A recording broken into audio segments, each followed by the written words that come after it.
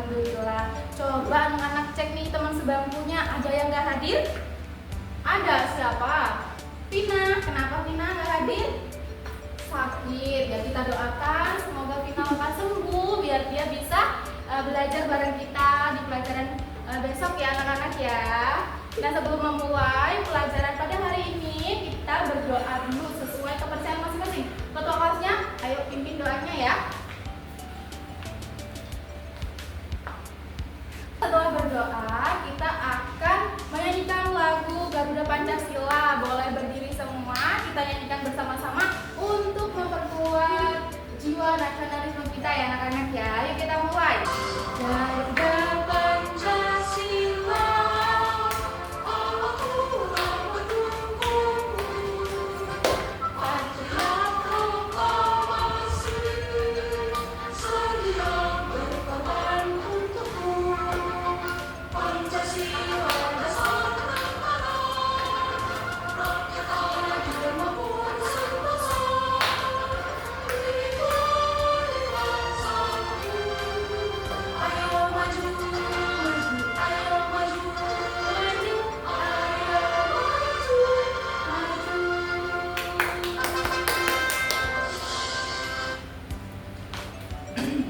Anak-anak bagus banget, sudah hafal, sekarang boleh duduk kembali ya.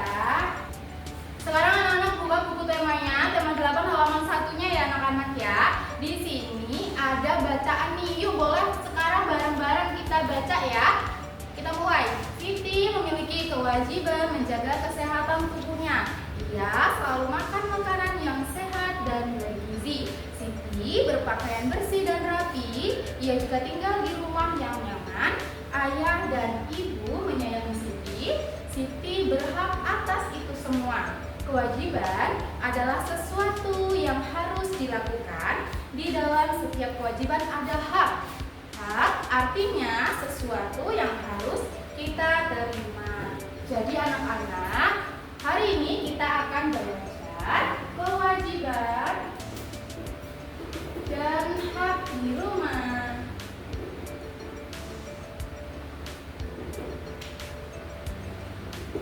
Tadi kewajiban apa anak-anak?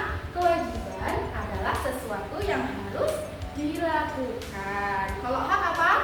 Hak artinya sesuatu yang harus kita terima.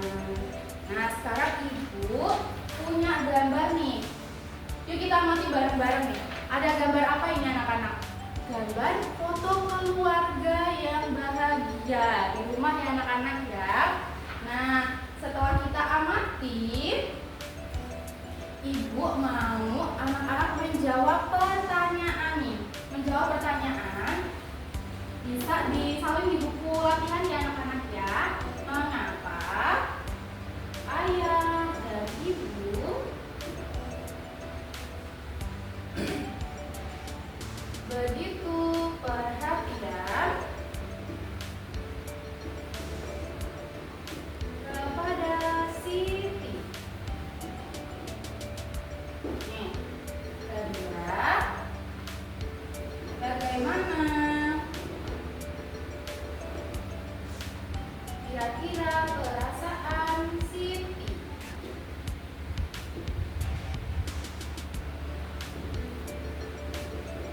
Itu, nah ini anak-anak salin di buku latihan anak-anak, terus diskusikan jawabannya sama teman sebangkunya ya anak-anak ya. Ibu tunggu nih.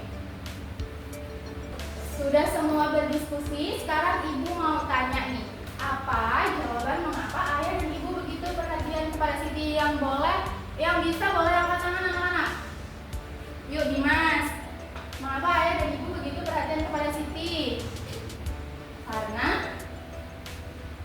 Karena itu anaknya ayah dan ibu. Ya tidak apa-apa.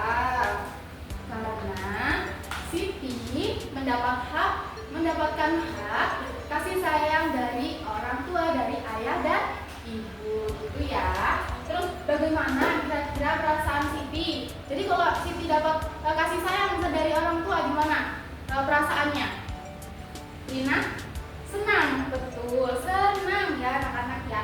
Senang karena dia mendapat hak disayangi oleh orang tua. Sekarang Ibu minta anak-anak membaca teks bacaan halaman 2 yang judulnya Kasih Sayang di Rumah ya anak-anak ya. Kita baca bareng-bareng ya dengan suara nyaring. Boleh? Yuk. Kita baca yuk. 1, 2, 3. Kasih sayang di rumah. Manusia tidak bisa hidup sendiri. Sebagai manusia, kita wajib saling mengasihi dan menyayangi. Menyayangi keluarga merupakan salah satu kewajiban kita. Kita lanjutin. Di dalam setiap kewajiban selalu ada hak yang kita dapatkan. Kewajiban dan hak hendaknya dilaksanakan secara seimbang. Akan tetapi, masih ada orang yang tidak melaksanakan kewajibannya. Setiap orang harus melaksanakan kewajiban. Sebagai seorang anak, kamu harus menyayangi orang tuamu. Kamu juga harus berterima kasih kepada kedua orang tuamu. Kamu harus mendoakan mereka setiap hari. Menyayangi orang tua, berterima kasih kepadanya, dan mendoakannya merupakan kewajiban setiap anak. Kamu harus bersyukur karena orang tuamu menyayangimu. Jadi, mereka juga selalu menjaga dan mendoakanmu. Jadi, setiap orang harus menjalankan kewajibannya. Laksanakanlah kewajibanmu, maka kamu akan menerima hakmu. Sekarang Ibu minta anak-anak menggarisbawahi teks bacaan yang habis kita baca tadi, yang mana kalimat itu kalimat saran. Nah, anak-anak tahu nggak sih kalimat saran itu apa? Kalimat saran itu kalimat anjuran, nasihat gitu ya. Ada yang udah nemu kalimat yang mana yang berisi saran? Ya yang berisi saran itu ya sebagai seorang anak kamu harus menyayangi orang tuamu. Kamu juga harus berterima kasih kepada orang tuamu. Kamu harus mendoakan mereka setiap hari. Itu namanya kalimat saran. Tadi yang ada nggak yang bacanya nggak pakai baca nyaring gitu, diem aja, nggak ada suaranya. Ada? Siapa? Putri. Kenapa? Sekarang kita baca lagi anak-anak ya. Kita baca lagi dengan suara nyaring. Putri, suaranya dikeluarkan ya anak-anak ya. Nah, sekarang Ibu punya tugas nih buat kalian, ditulis di buku latihan nih di halaman 4. Di halaman 4 ini ada hak Siti dan saran yang menunjukkan kewajiban ya. Jadi kalian jadi anak-anak mengisi titik-titiknya nih, seperti contoh hak Siti mendapat kasih sayang dari ayah ibu. Nah, saran yang menunjukkan kewajiban itu apa? Di sini sayangilah ayah ibumu. Bisa ya anak-anak ya. Ibu tunggu, nanti kita koreksi bareng-bareng. Apa itu saran yang menunjukkan kewajiban? Kita kerjakan bareng-bareng ya anak-anak ya. Boleh berdiskusi sama teman sebangkunya nih, boleh kok ya. Yuk.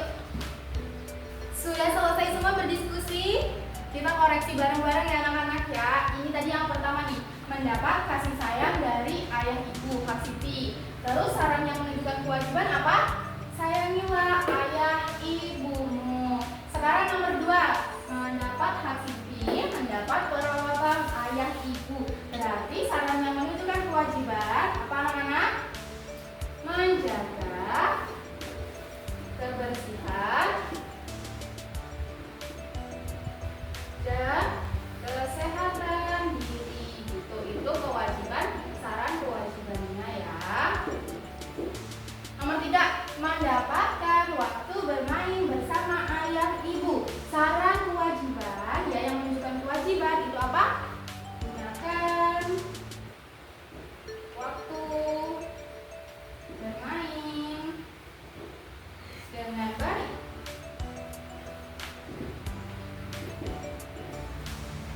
Dan tidak berlebihan. Nah, seperti itu ya anak-anak ya. Ini namanya saran yang menunjukkan kewajiban. Sekarang Ibu tanya bagaimana pembelajaran hari ini? Kalian senang? Kalian paham apa yang kita pelajari pada hari ini? Paham paham ya? Jadi, hak dan kewajiban kita di rumah yang pertama, nih, hak kita itu mendapat kasih sayang dari ayah dan ibu. Kewajiban kita menyayangi ayah ibu. Kewajiban kita juga mendoakan